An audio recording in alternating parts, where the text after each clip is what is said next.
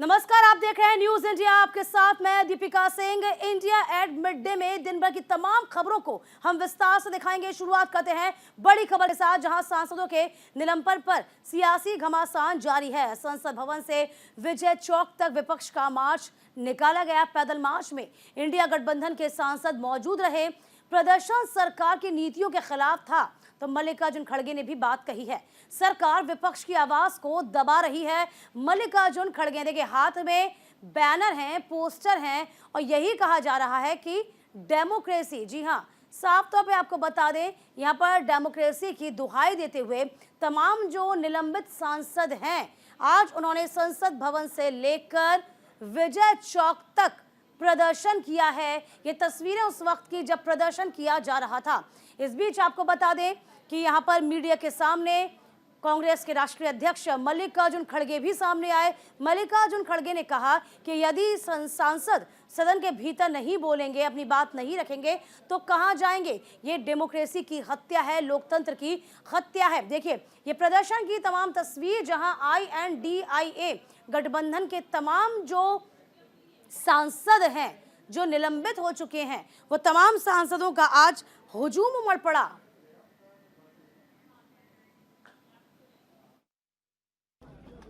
सरकार ये नहीं चाहती, मोदी जी ये नहीं चाहते, और सदन के मुखिया है वो भी नहीं चाहते कि सदन चले। यहाँ पर जो घटना घटी लोकसभा में, वही मुद्दे पर लोकसभा और राज्यसभा में हम ये उठाना चाहते थे कि क्या सिक्योरिटी ब्रीच कैसा हुआ, कौन उसके लिए रिस्पॉन्सिबल है और क्यों ऐसा हुआ, इसके बारे में आप सदन को बताइए। और सदन तो ये देश का बहुत बड़ा पंचायत है। अगर आप सदन में नहीं बोलेंगे तो कहाँ बोलेंगे। ये दुर्दैव है कि शाह साहब भी वहां पर नहीं आए हाउस में, और प्रधानमंत्री नहीं आए। क्या हुआ इसके बारे में उन्होंने नहीं बताया। नहीं, ये लोकतंत्र की हत्या है, संविधान का अपमान है। ये देश संविधान से चलता है, और जिस तरह से 140 MPओ को निकाला है, ये गलत है। मैं इसका निषेध करती हूँ, और ये लग रहा है कि इस देश में इमरजेंसी है। अभी उसका इशू लोकसभा से क्या लेना देना भैया, वो अलग है। हर जो पोस्ट होती है, प्रेसिडेंट हो, प्राइम मिनिस्टर हो, वाइस प्रेसिडेंट हो, उनका मान सम्मान तो हम करेंगे ही, लेकिन हमको उसके पहले निकाला गया था। तो आप गलती ना करिए, आप मिक्स कर रहे इश्यूज। हमने पहले क्या किया था, हमें पहले निकाला था, और हमारी गलती क्या थी, हम सिर्फ किसानों के लिए न्याय मांग रहे थे, ये हमारी गलती है, और इसीलिए हमको निकाला गया। लोकतंत्र पर बुलडोजर चलाया जा रहा है, संविधान का हनन हो रहा है, संसदीय मर्यादाओं को रोंदा जा रहा है। हमारा दायित्व है कि हम संविधान के प्रहरी बनकर खड़े हो जाएं। हम ना डरेंगे, ना झुकेंगे, ना दबेंगे। लोकतंत्र के मंदिर के अंदर बुलडोजर चलाया जा रहा है। लोकतंत्र पर सांसदों को निलंबित किया गया, 143 सांसद निलंबित। इससे ज्यादा शर्मनाक कुछ नहीं हो सकता। ये सरकार लोकतंत्र में विश्वास नहीं रखती। देखिए, सदस्यों का निलंबन 143 भारत के इतिहास में कभी नहीं हुआ, और अगर ये हुआ है तो शर्म आनी चाहिए भाजपा को, जिसने इतिहास को कलंकित कर दिया। हम महंगाई के बारे में न बोल सकें, बेरोजगारी के बारे में न बोल सकें, भ्रष्टाचार के बारे में न बोल सकें, किसानों की आवाज न उठा सकें। इसलिए अगर वहां से हमको निष्कासित कर दिया जाए तो हमारे सामने विकल्प क्या है। इस बात को बरगलाने, मूर्ख बनाने, बहकाने के लिए आप कल्याण बनर्जी के वक्तव्य के विषय को ले आते हैं। कोई कनेक्शन नहीं है। क्या आपने लंबित किया उस कारण से? तो इसलिए इस प्रकार से आप समझते हैं कि दुनिया भर के लोगों को आप मूर्ख बनाएंगे, घास खाते हैं लोग। ये मैं समझता हूँ भविष्य के लिए ऐसे मापदंड गणतंत्र, लोकतंत्र के लिए अत्यंत दयनीय हैं, अत्यंत घृणात्मक हैं और भर्त्सना के योग्य हैं। हम लोकतंत्र का शमशान नहीं होने देंगे। जो इस शमशान पे राज कर रहे हैं, एक दिन में या 2 दिन में 150 सांसदों को आप बलि चढ़ाते हो। क्या ये लोकतंत्र है? हम संविधान बचाने के लिए ये मार्च निकाल रहे हैं और जो संविधान के चौकीदार है वही चोरी में शामिल है। सांसदों का जो निलंबन हुआ है, ये एक एमपी को बचाने के लिए 143 एमपी को बाहर ये लोग किए हैं। इससे इनकी मंशा समझ में आती है। भारतीय जनता पार्टी के कार्यकर्ता, भारतीय जनता पार्टी के लीडर्स, भारतीय जनता पार्टी के मेंबर्स ऑफ पार्लियामेंट कुछ भी कर लें वो माफ है, उनके लिए 100 खून भी माफ है।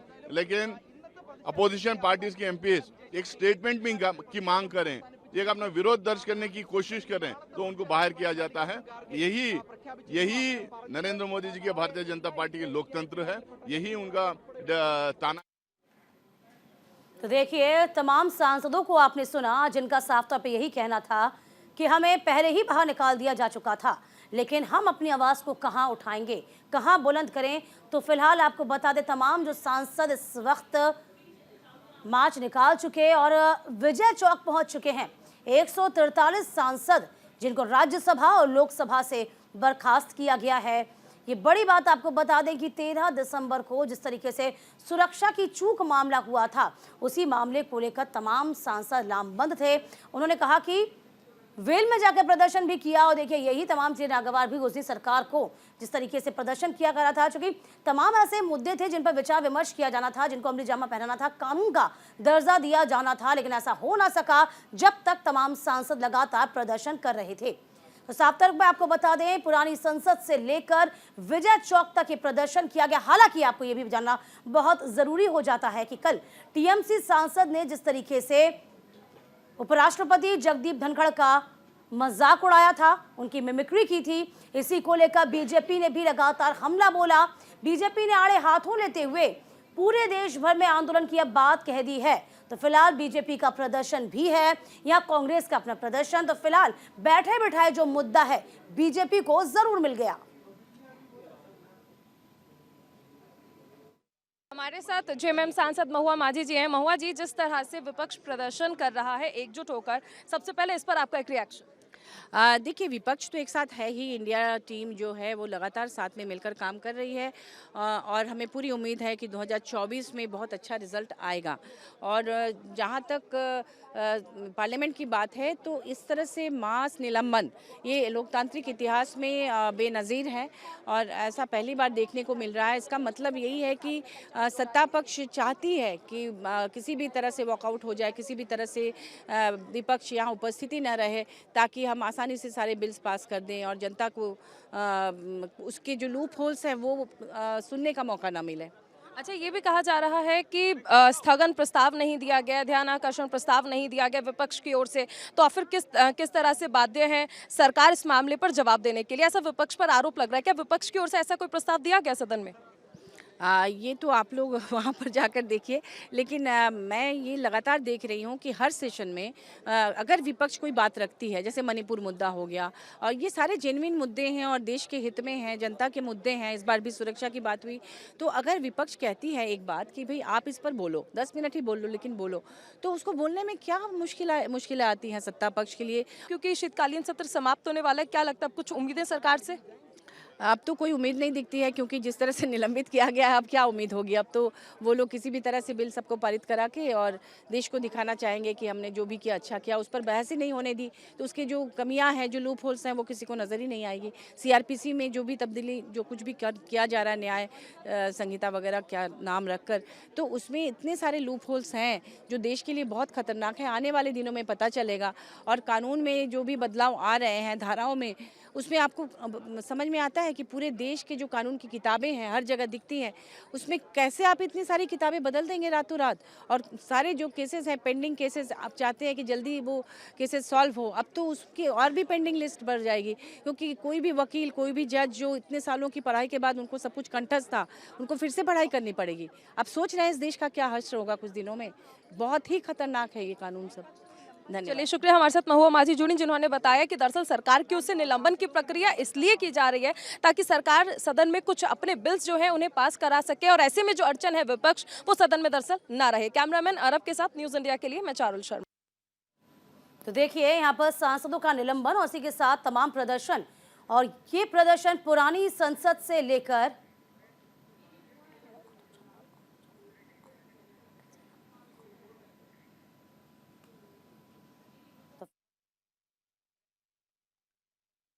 हमारे साथ कांग्रेस सांसद इमरान प्रतापगढ़ी जी हैं। इमरान जी, देखिए, आप लोग सड़क से सदन तक जाते हैं जनता की आवाज उठाने के लिए, लेकिन आज एक बार फिर से आपको सदन से सड़क तक आना पड़ा है। आज पैदल मार्च जो किया गया उसके बारे में क्या कहेंगे? देखिए, 143 सांसद निलंबित हैं। एक सवाल उन्होंने पूछा है, एक सवाल पर 143 सांसदों की बलि ली गई है, उन्हें निलंबित किया गया है। वो सवाल है कि गृह मंत्री जी आए और संसद में सुरक्षा में जो चूक हुई है उस पर जवाब दें। लेकिन सरकार को सवाल पसंद नहीं है, इसीलिए उन्होंने ये पूरा सत्र सांसदों को निलंबित करने में गुजार दिया, जहां अच्छे विषयों पर चर्चा हो सकती थी, अच्छी डिबेट हो सकती थी, लेकिन एक झटके में तमाम जो प्रणाली थी उसका मजाक बना के रख दिया इस सरकार ने। क्या लगता है आपको कि क्या इसके पीछे की वजह हो सकती है? सरकार ऐसा क्यों करना चाहेगी? क्योंकि उसे सवाल पसंद नहीं है, इसीलिए करना चाहेगी। थोड़े सवाल आप लोग सरकार से भी पूछे कि सरकार ऐसा क्यों कर रही है। सरकार का ये भी कहना है कि कोई विपक्ष की ओर से प्रस्ताव नहीं दिया गया, स्थगन प्रस्ताव नहीं आया, ऐसा कोई प्रस्ताव ही नहीं आया जिसके तहत आकर गृह मंत्री जवाब दे। कौन कह रहा है ऐसा? सरकार का कहना है। सरकार में से कौन कह रहा है? जो कह रहा होगा उसको संसदीय कार्य प्रणाली की जानकारी नहीं है, कम पढ़ा लिखा व्यक्ति होगा जो। विपक्ष की ओर से दिया गया ऐसा प्रस्ताव? विपक्ष चिल्ला चिल्ला के मांग कर रहा था। मेरा गला बैठा हुआ जो है वो इसी डिमांड में बैठा हुआ है। प्रमोद तिवारी जी, जयराम रमेश जी एलओपी मांग कर रहे हैं कि गृह मंत्री आए, गृह मंत्री आए, गृह मंत्री आए। अब और बुलाने के लिए और क्या करना पड़ेगा? और ये जो मिमिक्री प्रकरण चल रहा है, इस पर आपकी कोई टिप्पणी? मुझे लगता है जो लोकतंत्र की मिमिक्री हो रही है, जो लोकतंत्र का मजाक बन रहा है, वो महत्वपूर्ण मुद्दा है। सरकार से कहिए मुद्दे से ध्यान मत भटकाए।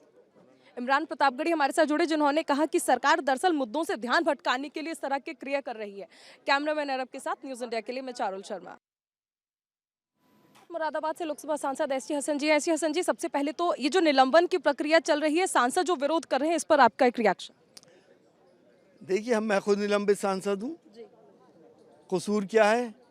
कसूर यह है कि हम लोग ये कह रहे थे कि होम मिनिस्टर साहब अंदर तशरीफ लाएं और अपना बयान दे दें, 4-5 मिनट में दे के चले जाते, बात ख़त्म हो जाती। ये किसका क्रिएट किया हुआ है? आप लोग इस बात पे भी तो ध्यान दिए ना। आने में क्या परेशानी थी? क्या वो हमारे होम मिनिस्टर नहीं है? क्या मेरे होम मिनिस्टर नहीं है? क्या मैं उनसे जिद नहीं कर सकता? वो तो सबके हैं, तो उनको आके जवाब देने में क्या परेशानी थी? बता देते कि हाँ भाई इंक्वायरी हो रही है, सख्त से सख्त सज़ा दी जाएगी और फिलहाल इतना काम हो गया, बात ख़त्म हो जाती। सब लोग पार्लियामेंट चलाते, हम ये सोच के आए थे इस बार पार्लियामेंट में कोई व्यवधान नहीं डालना, लेकिन पड़ गया सिर्फ इनकी ईगो की वजह से, इनकी जिद्दों की। अब मसला तो यही है, वो लोकल चुनाव थे, प्रदेश के चुनाव थे। प्रदेश में मुद्दे कुछ और होते हैं और देश के मुद्दे बहुत बड़े होते हैं। देश के मुद्दे इस वक्त महंगाई है, बेरोज़गारी है, विकास है, किसान है, मुसलमान हैं। देश की बहुत बड़ी कम्युनिटी इस वक्त एक फ़िक्र में रह रही है कि हमारा क्या होगा। सांप्रदायिक सौहार्द है, गंगा जमनी तहजीब जो बुज़ुर्गों ने दी थी वो ख़तरे में है। ये बड़े मुद्दे नहीं हैं आपकी नज़र में? क्या सिर्फ यही बड़ा मुद्दा है कि मिमिक्री हो गई? एक छोटा सा रिएक्शन और, अभी राम मंदिर का जो 22 तारीख को भव्य आयोजन हो रहा है, उस पर एक रिएक्शन। देखिए, अच्छी बात है, भव्य आयोजन हो वहाँ का, और हो भी रहा है, लेकिन मैं ये मानता हूँ कि रामचंद्र जी को हमें अपने सियासत की सीढ़ी चढ़ने की सीढ़ी नहीं बनाना चाहिए। वो इन सब चीज़ों से बहुत ऊपर हैं।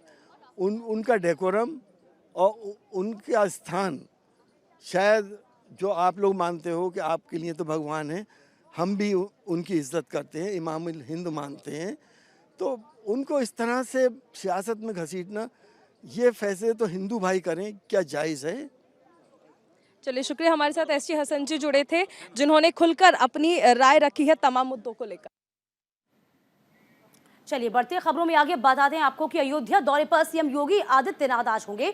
सीएम योगी ने हनुमानगढ़ी में इस बीच पूजा अर्चना की है। तो बड़ी खबर, 4 घंटे तक सीएम योगी आदित्यनाथ यहां मौजूद रहेंगे। देखिए, आप जानिए कि जिस तरीके से 22 जनवरी 2024 नजदीक आ रही है, जब रामलला को विराजमान किया जा रहा है, और इसी अंतराल के बीच यूं कहे कि इंटरवल होता है महीने के 2 दिन, कहीं ना कहीं कह सकते हैं 2 बार ऐसा होता है कि योगी आदित्यनाथ हमेशा से अयोध्या पहुंचते हैं, वहां का दौरा करते हैं, और समय चूंकि नजदीक आता जा रहा है तो तैयारियों का जायजा लेने के लिए समय समय पर योगी आदित्यनाथ पहुंच रहे हैं। हनुमानगढ़ी की तस्वीर देखिए जरा आप, यहाँ पर पूजा अर्चना करी थी सीएम योगी आदित्यनाथ, पूजा अर्चना में लीन।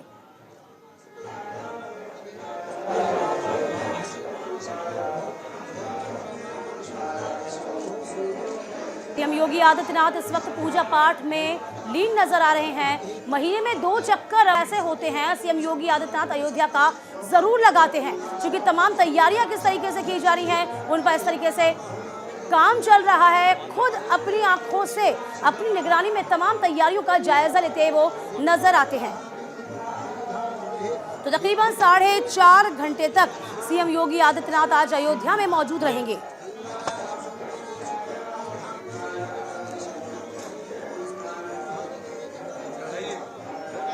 देखिए, वैसे तो सीएम योगी आदित्यनाथ हमेशा से ही औचक निरीक्षण करते हैं, लेकिन जब बात अयोध्या की आती है या वाराणसी की आती है या उनके गोरखपुर की बात आती है, तो देखिए हमेशा उनका ध्यान जो है इन 3 क्षेत्रों पर जरूर रहता है। और जब बात अयोध्या की हो रही है, वो दिन नजदीक है, वो मंगल घड़ी नजदीक है जब रामलला विराजमान होंगे और इसी की पूरी भव्य तैयारियां खुद सीएम योगी आदित्यनाथ की देखरेख में की जा रही हैं। हर एक चीज को वो खुद से निहारते हैं। महीने में 2 दिन ऐसा हो रहा है कि वहां दौरा करते जरूर हैं, तो 2 बार जाते हैं महीने में, ये इंटरवल दौरा कहा जा सकता है। और लगातार औचक निरीक्षण तो करते ही हैं, लेकिन जब अयोध्या का जिक्र हम लगातार इसलिए भी कर रहे हैं क्योंकि अब 22 जनवरी 2024 नजदीक है और अयोध्या में पूरी व्यापक तैयारियां चल रही हैं। निमंत्रण यहां पर देना शुरू कर दिए गए हैं, घर घर निमंत्रण बांटे जा रहे हैं। प्रधानमंत्री मोदी भी उस दिन आएंगे। इसी के साथ आपको ये भी बता दें कि तमाम विपक्षी पार्टियों को भी निमंत्रण दिया गया है इस मंगल दिन के दिन। देखिए वो तस्वीरें जब हनुमानगढ़ी में पूजा दर्शन किए सीएम योगी आदित्यनाथ ने। लगभग 4.5 घंटे का उनका ये कार्यक्रम है अयोध्या में। तो आज अयोध्या में मौजूद सीएम योगी आदित्यनाथ, भारी सुरक्षा व्यवस्था चाक चौबंद इस वक्त रखी गई है। देखिए, इससे पहले 2 दिसंबर को जब योगी आदित्यनाथ पहुंचे थे, वहां अयोध्या में दौरा किया था, एयरपोर्ट का निरीक्षण भी उन्होंने किया था।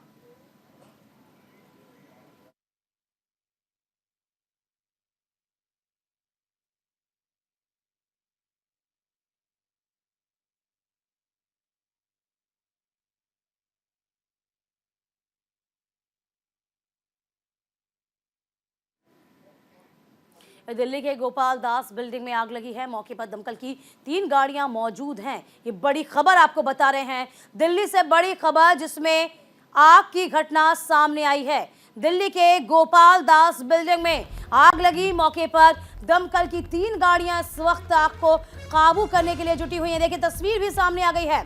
दिल्ली के गोपाल दास की बिल्डिंग, जहां सबसे ऊंचे मंजिल पर, सबसे ऊंचे माले पर आग लगी है। 3 गाड़ियां इस वक्त आग को बुझाने में जुटी हुई हैं।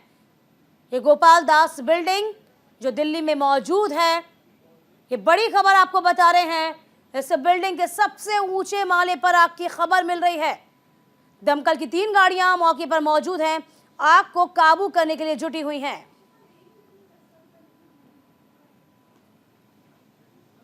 तो फिलहाल बड़ी खबर आपको बता रहे हैं। देखिए, न्यूज इंडिया ये एक्सक्लूसिव तस्वीरें आप तक पहुंचा रहा है। ये दिल्ली की इमारत जहां पर सबसे ऊंचा जो माला है, सबसे ऊंचे माले पर आग की खबर है। फिलहाल 3 दमकल की जो गाड़ियां हैं मौके पर मौजूद। देखिए, वो तस्वीरें सामने आ रही हैं जहां पर आग को काबू करने के लिए इस वक्त अमला पूरी तरीके से तैयार है। दमकल इस वक्त तैयार है, आग को बुझाया जा रहा है। तो काफी हद तक आग को काबू पाने की कोशिश। इस वक्त तस्वीरें दिल्ली के गोपाल बिल्डिंग की। तो गोपाल दास बिल्डिंग में आग लगी है। तस्वीरें देखिए जहां आग को काबू करने के लिए दमकल की गाड़ियां, क्रेन मौजूद हैं। देखिए, आग भयावह रूप न ले ले, इसका पूरा ख्याल वक्त रहते लिया गया और संज्ञान लेते हुए इस आग पर काबू पाया गया है। देखिए, अभी भी कोशिश यही की जा रही है जल्द से जल्द इस आग पर काबू पाया जाए और आग न फैले, उसे फैलने से रोका जाए।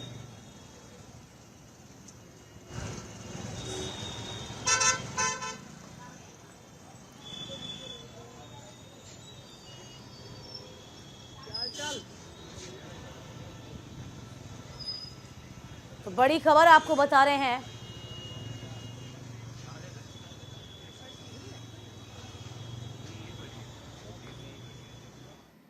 तो आग पर काबू पाने की पूरी कोशिश इस वक्त की जा रही है।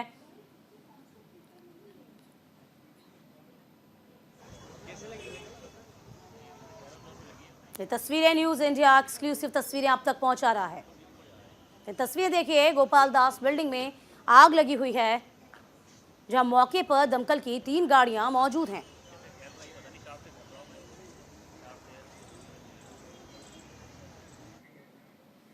इधर कोरोना ने एक बार फिर से दस्तक दे दी है। कोरोना के नए वेरिएंट JN.1 ने एक बार फिर से लोगों की टेंशन बढ़ा दी। अब तक इस नए वेरिएंट के मरीज अमेरिका और चीन में देखे गए थे, लेकिन अब भारत में भी इसका केस देखने को मिल रहा है। सरकार भी अब इस नए वेरिएंट को लेकर फिक्रमंद नजर आ रही है। केंद्रीय स्वास्थ्य मंत्री मनसुख मंडाविया ने इस मुद्दे पर अहम बैठक भी ली थी।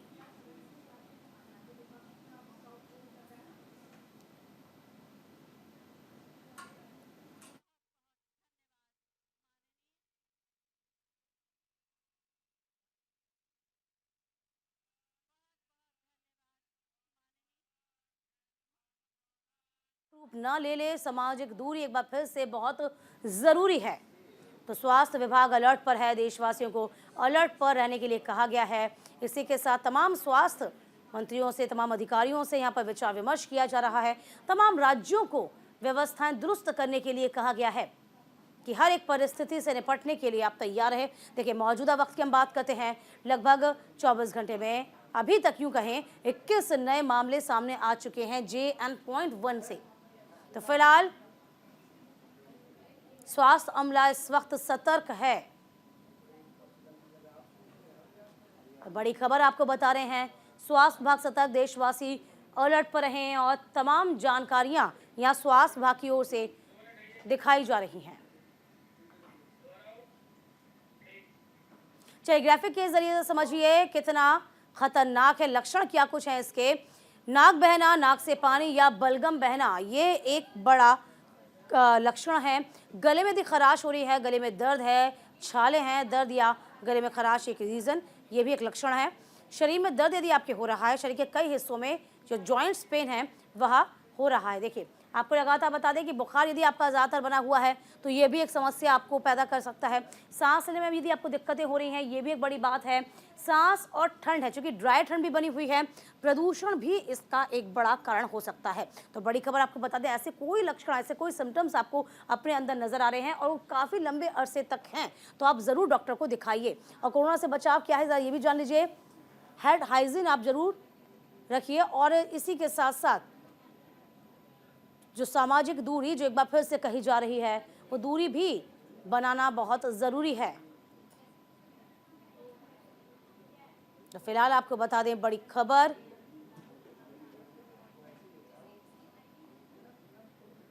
जहां कोरोना एक बार फिर से फैलने का भय बना हुआ है।